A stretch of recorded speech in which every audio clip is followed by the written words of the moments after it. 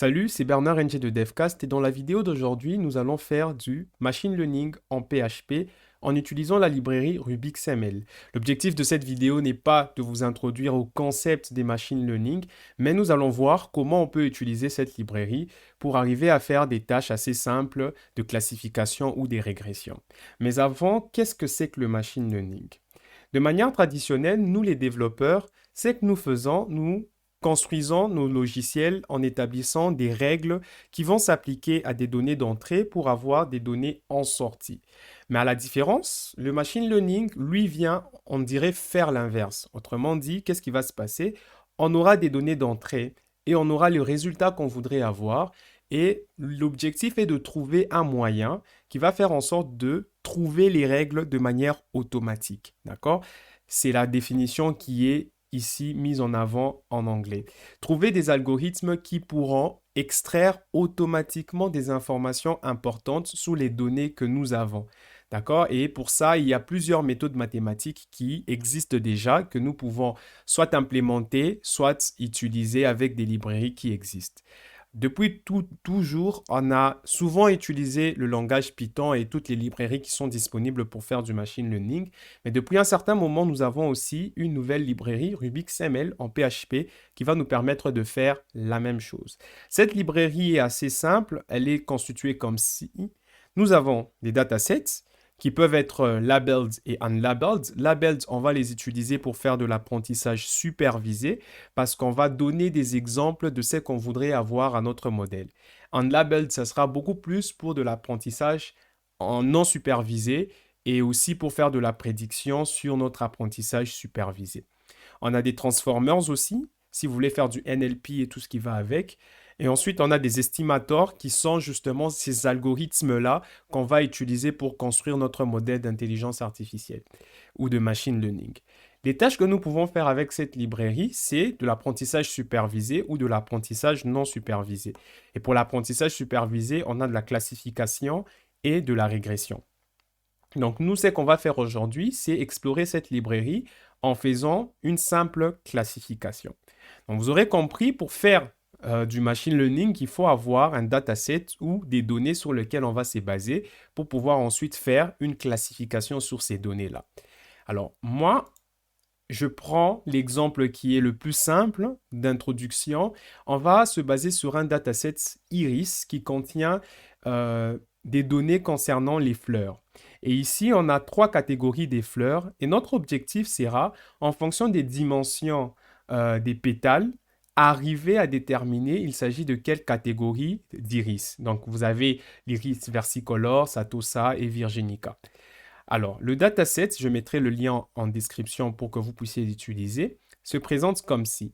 On a les tailles et les largeurs des différentes pétales, etc., etc. Donc, vous voyez que lorsqu'on a ces valeurs-là, la catégorie, c'est Iris Satosa.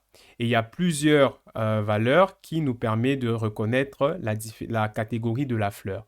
Et quand on a d'autres valeurs, on arrive à cette catégorie-là. Ce ne sont pas des données qu'on a générées, donc il est difficile pour nous de comprendre qu'est-ce qui fait en sorte qu'on ait telle ou telle catégorie. Voilà pourquoi on peut utiliser un modèle de machine learning qui prendra toutes ces valeurs-là et va faire une prédiction sur la catégorie de la fleur. Donc ici, ce qu'on essaye de faire, c'est de classifier les données en fonction de notre classe. Ça sera le type de la fleur, soit c'est Satosa, soit c'est versicolore et soit c'est virginica. Donc nous avons à peu près 150 données, ce qui est plus ou moins nécessaire pour ce qu'on essaye de faire ici. Alors pour utiliser Rubix, on va commencer par l'installer. Pour installer, vous utilisez Composer. Je suis ici sur PHP 8.1, c'est important, vous allez comprendre pourquoi. Et la librairie Rubix fonctionne déjà avec PHP 7.4, donc ça va passer. Donc je n'ai qu'à faire Composer require Rubix /ml. Moi, je l'ai déjà fait pour gagner du temps. Alors, je me rends dans mon éditeur et on va commencer à travailler sur ce petit modèle de machine learning. Je crée deux fichiers, un fichier train où je vais entraîner, créer et entraîner mon modèle et un fichier predict qui va me permettre de faire les prédictions sur les données que j'aurai. Donc, je dois là, j'ai mon dataset que j'ai téléchargé. Je mettrai le lien en description. Je vais les glisser dans mon projet pour qu'ils soient disponibles là et comme ça, on pourra l'utiliser. Donc, voilà, on peut y aller. Donc, c'est du PHP classique qu'on va faire. Vous l'aurez deviné. Mais attention, comme on utilise ici Composer, il faudra euh, introduire ou require plutôt l'autoloader de Composer, vu qu'on n'est pas dans un framework ou tout ce qui va avec. Donc, je commence par inclure l'autoloader de Composer qui se trouve dans le fichier vendor et ça sera autoload.php. Voilà. Ce fichier est généré automatiquement lorsqu'on commence à installer les différentes librairies. Alors, je vais couper copilote pour ne pas avoir des distractions. Alors, ce qu'on peut commencer par faire, c'est d'observer un peu notre dataset. On se rend compte qu'on a ces données-là qui nous sont importantes, mais l'ID, cette colonne ne nous intéresse pas trop. Alors, on peut supprimer cet ID directement ici, tout comme on peut le faire directement dans notre fichier.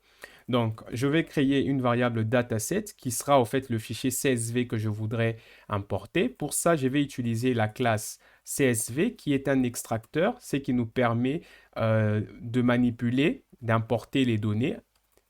Donc ici, je précise que c'est un CSV et je précise que je voudrais avoir les headers. Alors, je vais importer ça. Et donc là, nous avons notre CSV, mais on a encore cette colonne ID qui ne nous intéresse pas. Donc, pour en retirer cette colonne ID, on peut utiliser ce qu'on appelle un column filter. Alors, le column filter va nous permettre de préciser les colonnes qu'on n'a pas besoin en fait. Donc, colonne filter, et je vais préciser là le fichier CSV que je voudrais et je vais retirer la colonne ID. Voilà. Donc, jusque-là, tout ce que j'essaye de faire, c'est de récupérer mon fichier tout en retirant la colonne ID. Voilà. Donc là, on se retrouve avec un dataset et tout ce qui va avec, on est dans le banc. Voilà, je vais préciser à mon éditeur que je suis en 8.1 pour qu'il arrête de râler. Ensuite, ce qu'on peut commencer à faire, il faut déjà savoir qu'il peut avoir des erreurs. Donc, je vais encapsuler tout ça dans un try catch pour éviter ces différentes erreurs.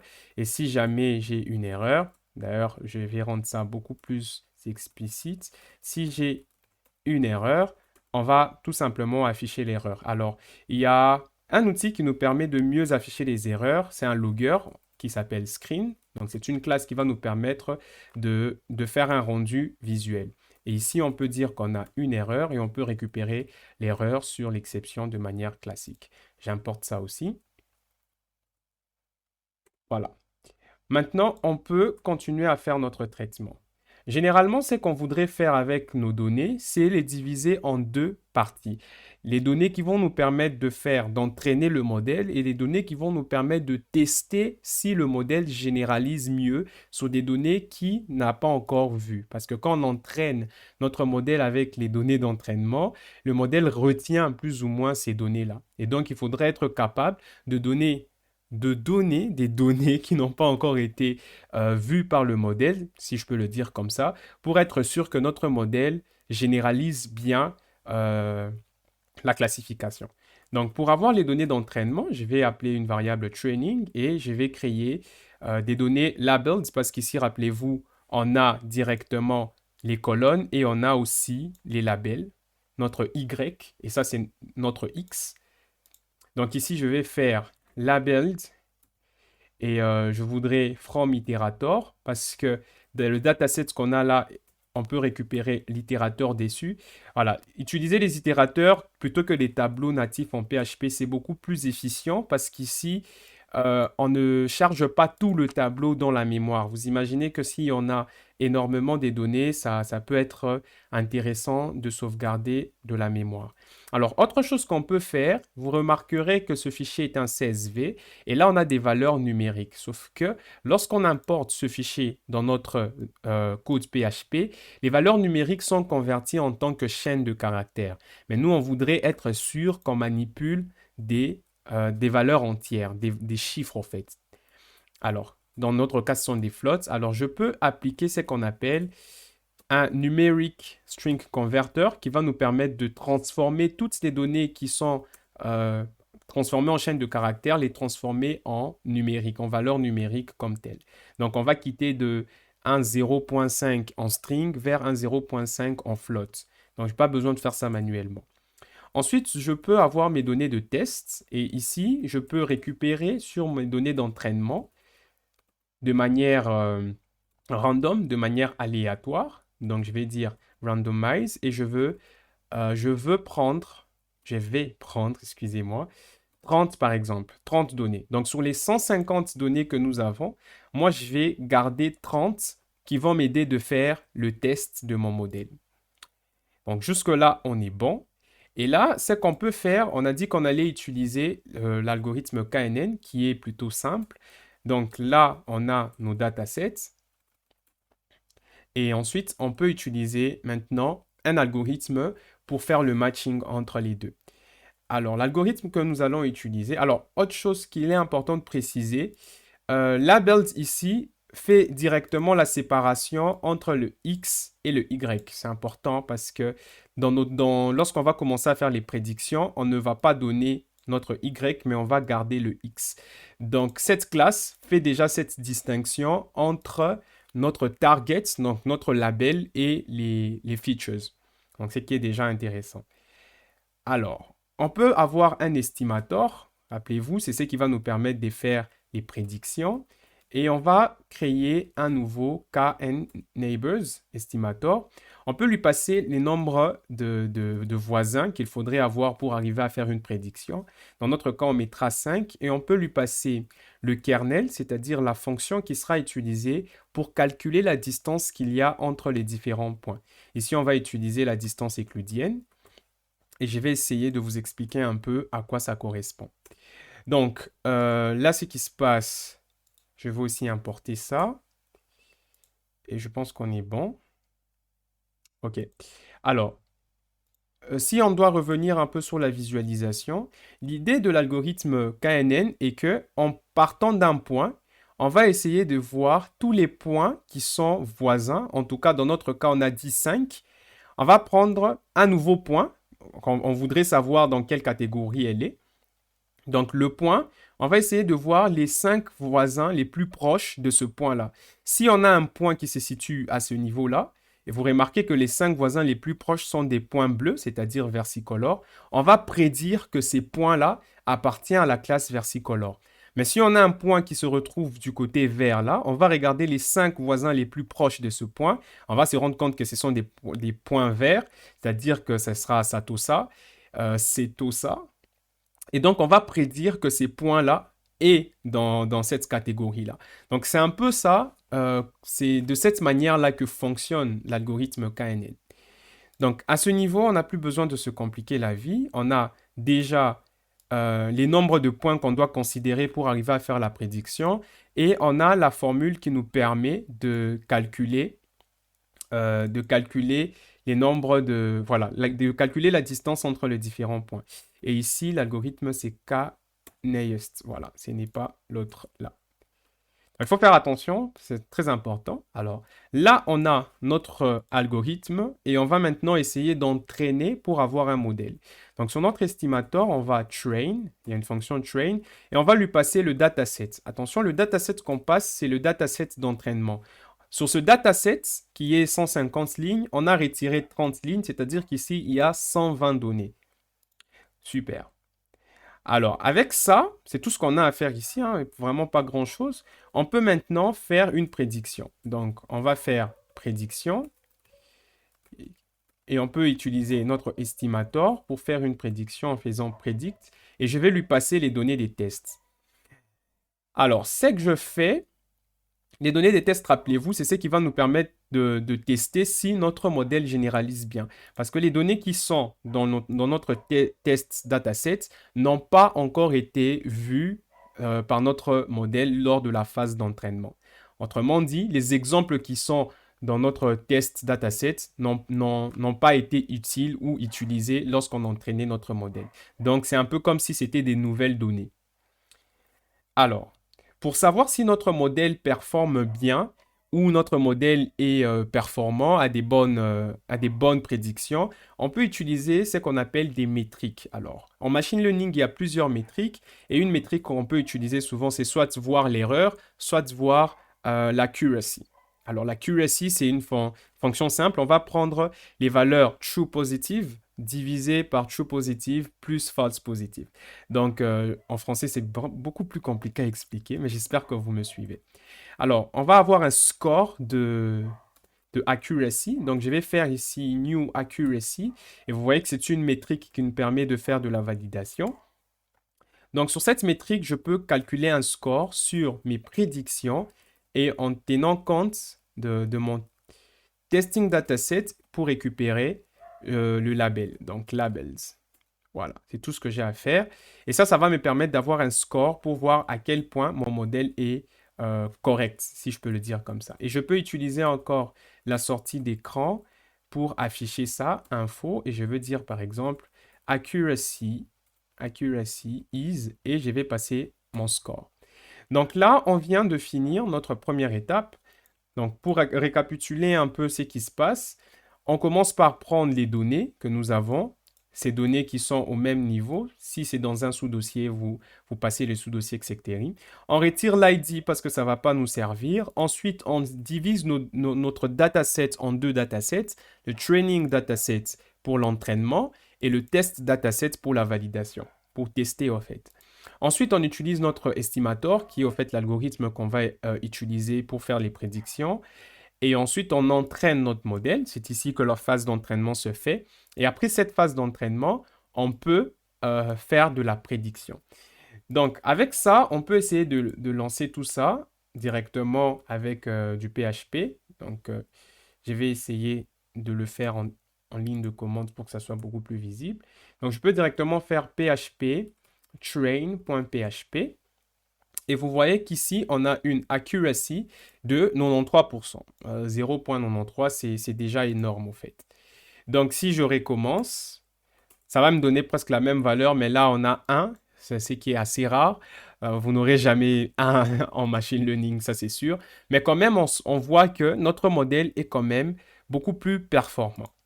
Donc, on peut utiliser ce modèle pour faire maintenant de la prédiction sur des données qui seront peut-être entrées par des utilisateurs. Alors, quelques problèmes qu'on a actuellement, pour faire ce test que nous avons, on est obligé de réentraîner notre modèle, ce qui n'est pas très intéressant. Dans la vraie vie, ce qu'on voudrait faire, c'est sauvegarder ce modèle-là et peut-être l'utiliser dans une application web qui fonctionne pour faire de la prédiction au fur et à mesure que les utilisateurs rentrent les données, etc., etc.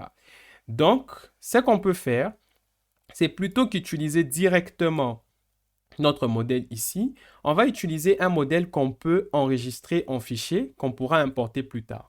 Donc ici, je vais maintenant utiliser un persistent model. Persistent model. Et ces persistent model, l'avantage avec lui, on lui passe l'algorithme qu'on voulait. Donc là, ça sera la base. Ensuite, on peut utiliser le persister. Comment on va enregistrer ce modèle-là? Et nous, on va utiliser le file system en précisant le nom du modèle, le nom du fichier. Donc, moi, je vais appeler ça knn.model. Et voilà, je voudrais qu'il garde l'historique. Alors, l'historique ici, ça veut dire qu'à chaque fois qu'on va entraîner notre modèle, les anciennes versions de ce modèle seront enregistrées. Ça peut être intéressant si vous faites une régression de revenir sur un ancien modèle. Donc là, je mets juste pour vous montrer que c'est une option aussi valable. Alors, ce modèle-là, il sera enregistré sous format binaire et lorsqu'il faudra l'importer dans notre code PHP, il faudra qu'il soit sérialisé. Donc, on va utiliser le sérialiseur de RubixML, donc RBX, qui nous permettra de comprendre en fait le format de fichier qui sera dans ce fichier-là. Donc, avec ça, on est capable d'enregistrer notre modèle directement sur notre file system. Et c'est tout ce qu'on a besoin de faire ici. Donc, ce qu'on va faire, on va réentraîner notre modèle, mais cette fois, il sera enregistré sur notre système. Voilà, on a la même accuracy, mais si je reviens dans mon code ou dans mon éditeur, vous allez voir qu'en fait, j'ai le nouveau fichier qui s'est enregistré. Ah non, bien évidemment, bien sûr, après l'entraînement, il faudra sauvegarder. Donc pour ça, on va faire estimator save. Voilà, il ne faut pas oublier d'appeler la méthode, ce qui nous permettra d'enregistrer notre modèle. Je relance et je vais faire un ls et vous allez voir maintenant qu'on a ce fichier-là, KNN modèle, qui est sur notre système. C'est-à-dire, on n'a plus besoin de faire la phase d'entraînement, on peut directement utiliser le modèle dans un autre fichier, dans une application, etc., etc. Donc, comment ça va se faire maintenant? Je vais aller dans mon autre fichier, predict, où nous allons faire de la prédiction, par exemple avec l'entrée de l'utilisateur. Donc, pareil, ici, je commence par inclure l'autoloader qui se situe dans le dossier vendor et ça sera autoload.php. Jusque-là, tout va bien.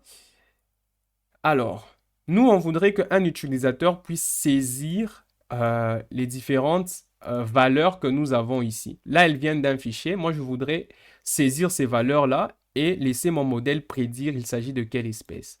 Donc, pour ça, je vais juste récupérer les mêmes valeurs que j'ai là. Pas besoin que ce soit les mêmes nombres, mais vous voyez, ces mêmes valeurs en centimètres que l'utilisateur va saisir, etc., etc. Donc, pour que l'utilisateur saisisse, je vais faire une boucle for each qui va prendre toutes les features. J'ai besoin de l'index pour construire mon tableau. Et là, je vais tout simplement dire inputs à l'index 0. Je vais lire readline en PHP qui me permet de lire l'entrée dans la ligne de commande. Et je vais lui dire enter feature point espace. Alors là, ça va me permettre de lire toutes les valeurs là dans le terminal. Et ensuite, avec ces valeurs-là, je pourrais maintenant utiliser mon modèle que j'ai enregistré pour faire de la prédiction. Comment ça va se passer? Je réutilise mon estimator, sauf que cette fois, je vais l'importer. Donc pour ça, on a une méthode statique sur persistent model qui est load et on va importer le modèle qu'on avait enregistré précédemment. En précisant quel persisteur on a utilisé, c'était file system et je viens préciser le nom du fichier qui est knn model. Et là, je dois encore préciser quel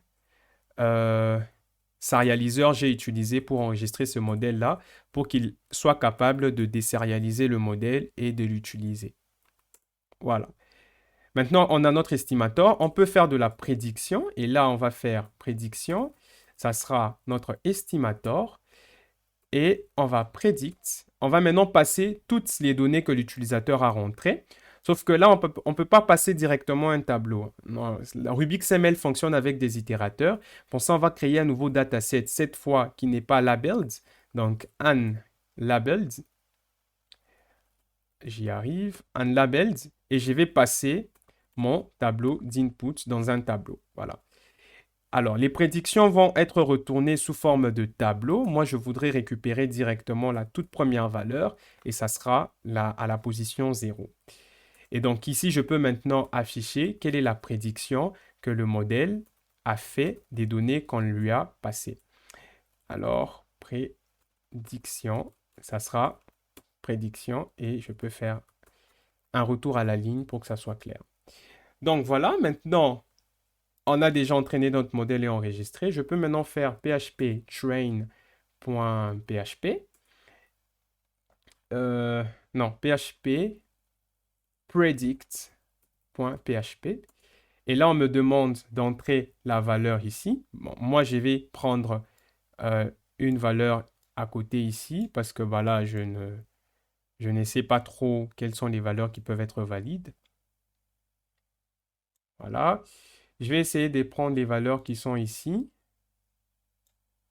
Ok, ça sera compliqué, mais j'espère que ça sera clair. Donc, on va prendre 5 cm pour ça. Ensuite, on va prendre 3,9 cm. Ensuite, on va prendre 15, 1,5 et puis 0,2. Et vous voyez que notre modèle arrive à prédire qu'il s'agit de Iris Hetosa. Bien évidemment, là, c'est très précis parce que je suis en train de copier les valeurs qui sont dans le modèle d'entraînement.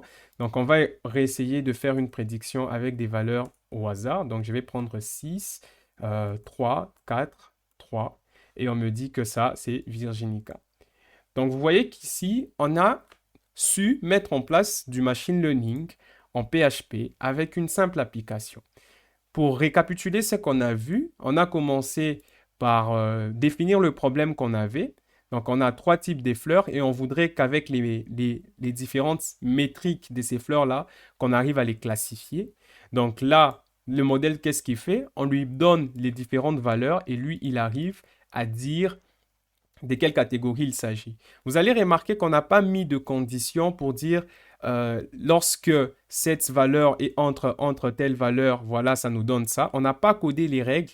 Les règles ont été trouvées automatiquement par notre modèle de machine learning. À l'occurrence, ici, nous avons utilisé l'algorithme KNN qui va, en tenant compte des différentes valeurs, positionner ces valeurs dans un espace. Là, c'est simplifié et va prendre les voisins du point qu'on essaye de prédire et va voir de quelle classe sont ces voisins-là. Et si ces voisins sont d'une classe X, on va prédire qu'il s'agit de la classe X.